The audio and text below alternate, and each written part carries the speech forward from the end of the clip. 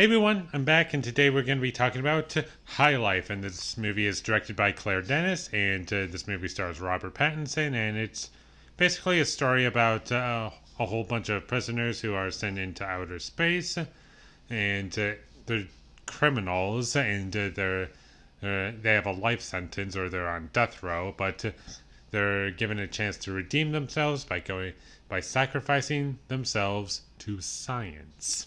Now, I've wanted to talk about this movie because I found it to be very interesting. Keep that in mind, because there is a lot of things to explore, and there are things to analyze, and to basically just keep your interest in the universe of this movie, in which this movie takes place. Sorry.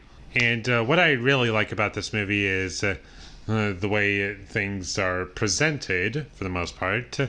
I like the presentation of how things are being shown. However, where my issues start with this movie is in many ways the writing, because the way things are played out, you start to realize that there isn't really a story going on. I think it's a slow movie, and there are great things in it.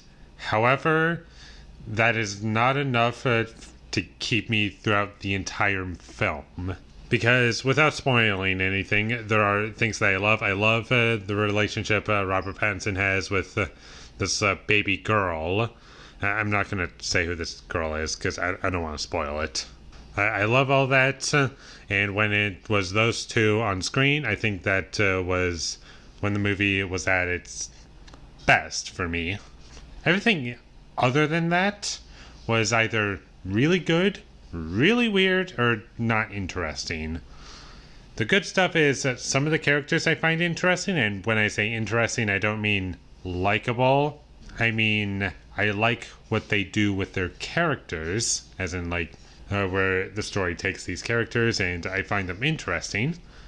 However, one thing that I don't like is that this is going to take a while to explain. This movie chooses to develop certain characters, but not develop the rest of the characters.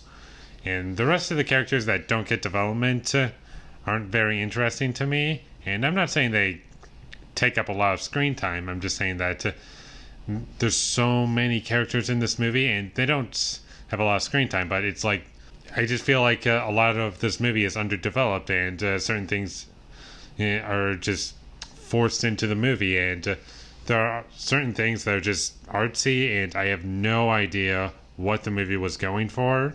I should point this out. This is kind of a sexual movie, as in there's a lot of nudity and really just disgusting things that play out, and sometimes it gets to the point where it's a little comical, as in like it's so ridiculous. And there's a scene in this movie, this is going to take a while to explain, where you have the main woman in this movie goes into a room. I'm not going to say much else other than that, but that is a very, very weird scene, and I have no idea what they were going for in that scene.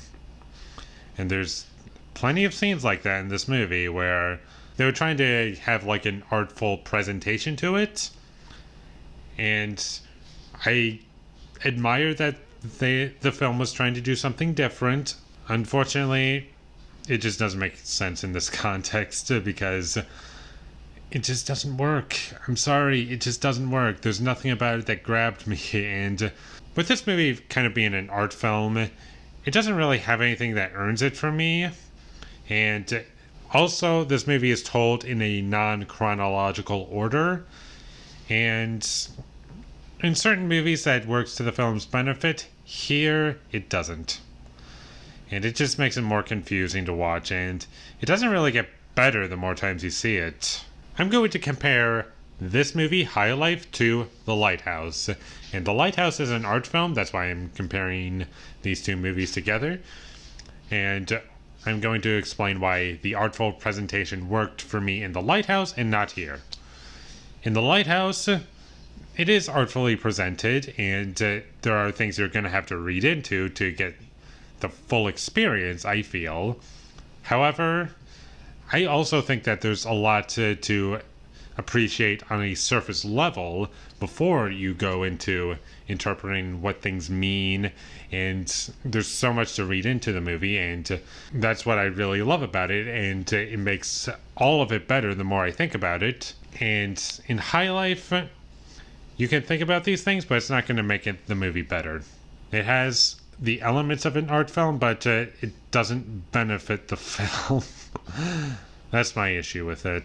And I should also mention that the spaceship that this movie takes place on, the inside looks nice. I like the sets of the movie. What I don't like is the outside of the ship.